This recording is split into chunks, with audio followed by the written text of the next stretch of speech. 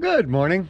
Hope everything's fine in your part of the world. My part of the world, it's a little cloudy this morning. One of the last nice days of the year. So what we're gonna do here, one of the things we're gonna do here today is take down my Baba Yaga house.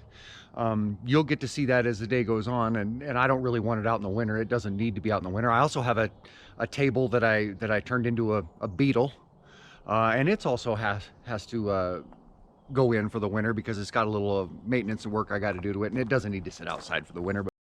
Okay, and this is the Baba Yaga that I built. I built it a little over a year ago, and it spent the winter inside, and then we brought it out in the spring and we mounted it. And you can see it's suffered some damage, some hailstorms. This is all auto body filler, and then I just, while it was still wet, I just scribed the outside to make it look like shingles, and it came off that plywood. This is all used materials too. This is all used materials. I burned the outside of the plywood with a torch to give it a certain amount of protection. And then I made a bunch of these guys out of spoon and a fork. You see the fork? And then another fork, folded in half, welded it all together, and there's a washer on it.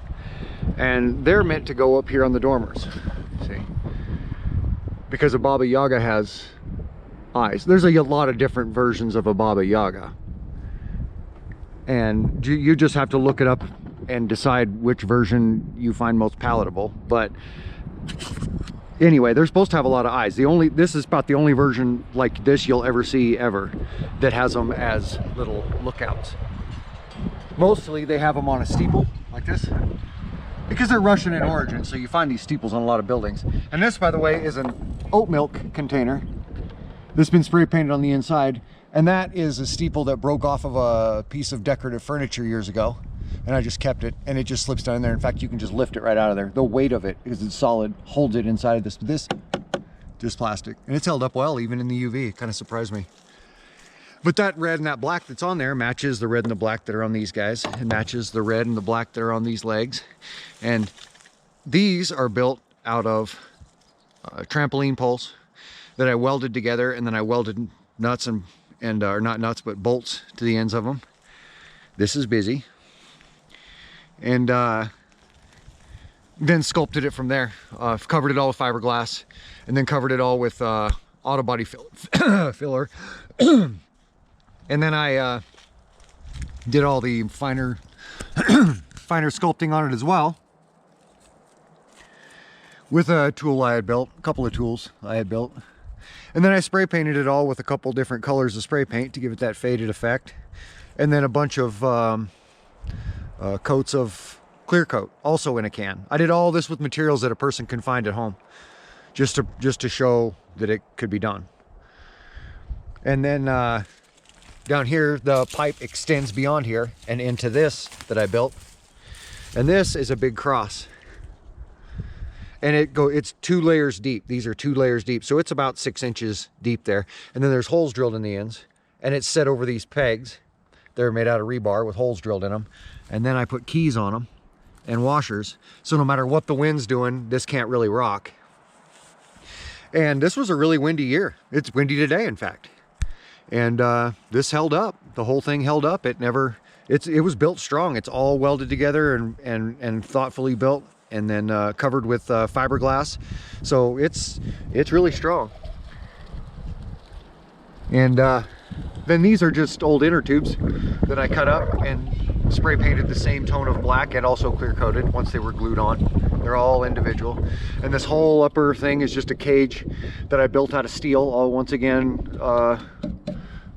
the trampoline poles. And then I covered it with chicken wire. And then I covered it with fiberglass.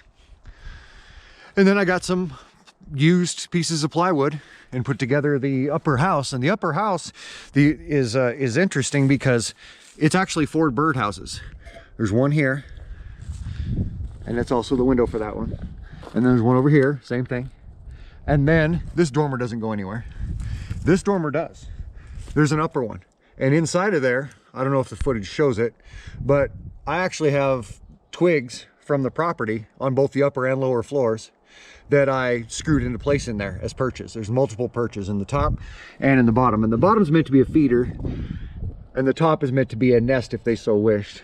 But this thing doesn't sit far enough off the ground for that. Cats can easily get up here, so they didn't really mess with it, and I don't blame them. But then the other side's the same. So it's split right down the middle, and there's a bird house, bird feeder or house, bird feeder or house, and then another bird house. And then there was another one of these guys right here. But when at one point, one of these storms, the glue that I used on these gave way. So I'll just use a stronger glue next time around. And then this winter, I'm gonna go over the roof and do something that's gonna hold up better. And that's what we're getting ready to do here, is move this guy inside. And this is a table, just an ordinary table that had 4 little squatty legs under it. I left the center post alone and then took the legs off, and once again out of trampoline poles I built these beetle-ish legs. And if you look it up, these are not at all beetle legs, they're more like some sort of spider legs, but beetles have 6 legs, so I just kind of followed that theme. And they're strong, they're real strong. They're holding up the table. Just not only are they holding up the table, but I mean, you could put 4 adults on this table if you wanted to. And it's all welded together here with big brackets that are all covered with fiberglass and all bolted in around the inside of the structure there. And then the top, it's perfectly round table, but I ovaled it out. I cut the sides down, and then out here I cut out of a piece of plywood. I made this. But this was a really, really hot year, and all that UV, this is just dust on it, pollen and such. But this year had a lot of UV, and the top layer of veneer on both the plywood and the table started to pull up. Once you put a dark colored coating on them like that, they really get tested, and it just started to pull up. So I'm going to bring it in this winter and completely strip it and put a layer of fiberglass over it, and then fiberglass matting, and then just redo the design again in both the head here and in the table. That way I can bring it out next spring, and you know, it's ready to go. The base though is in great shape. It's good to go. And we'll be moving that here inside here in a few minutes as well. These are the legs. 4 of these legs were on that beetle table, bolted just like this initially. And the Baba Yaga, as you can see, is located in what we call the dark garden, Obscura Hortus.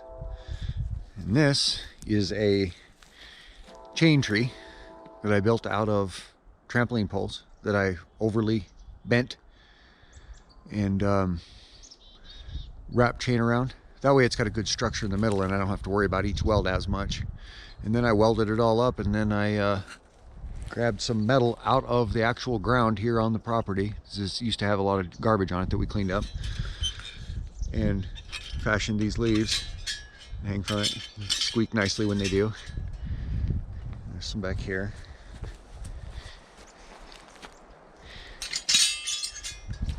Up right there. I don't know if you can see them with the sun.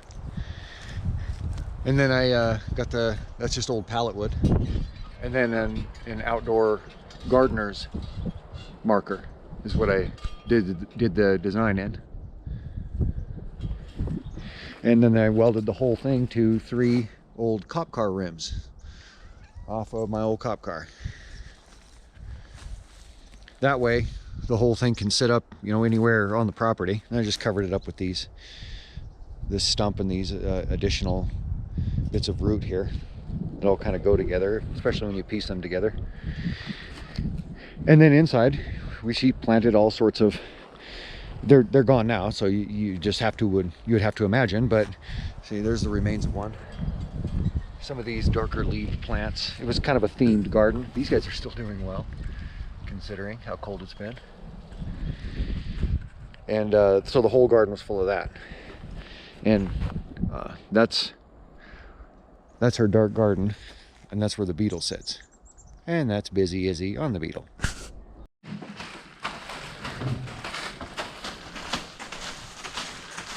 What do you want? Right over here. Custom made bench, storage bench, out of all used materials, or mostly used materials.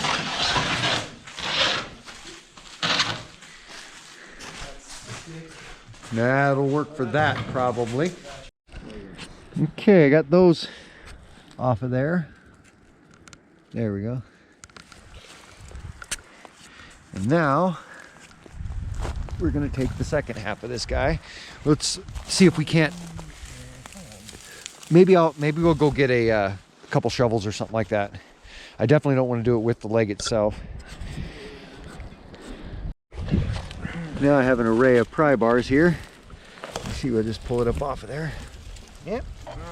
Everybody just do it once. And that's what I meant. It's too deep. And then that goes all the way through it. And those pegs go probably 2 feet into the ground. So yeah, let's get his side up here. Yeah, I think you only gotta lift your side there. And then we're free and clear. Yeah. Okay, get that back out of the way here. Okay, you got it. Yep. Run, bees, run. There you go.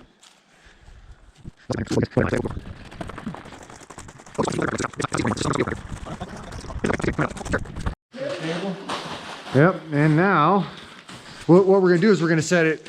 Let's go ahead and set it on the ground, and then we're gonna put it upside down and put it on this plywood top over there on the table.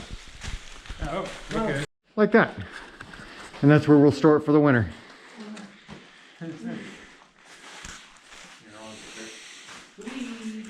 Oh, Louise made her way in here. Oh, we got a lot of sneaky cats here. Yeah. Come here, little girl. There we go. There she is. Let's take you back to the house. There's another kitty cat. There's another cat here. Now that Jaguar that you just saw in there a second ago, much like this pickup right here, I acquired only for the sake of fixing them up and putting a nice paint job on them and selling them for profit. So that's a 97 Jaguar. And during the process of it sitting around, and it sat around for years, waiting for me to get to it, it had been vandalized, and I picked it up out of Fort Collins. And while it was waiting for me to get to it, it somehow developed a check engine light that I still have to look into. So that's why I still have it. But I finished the paint work on it, and you know, once I get the check engine stuff figured out, it'll actually be for sale. So that's a very acquirable car that you just saw there. And if there's enough interest, I'll pull it outside and do a video on it. But this pickup is much the same. And when I'm done with it here within the next week, it'll also be for sale.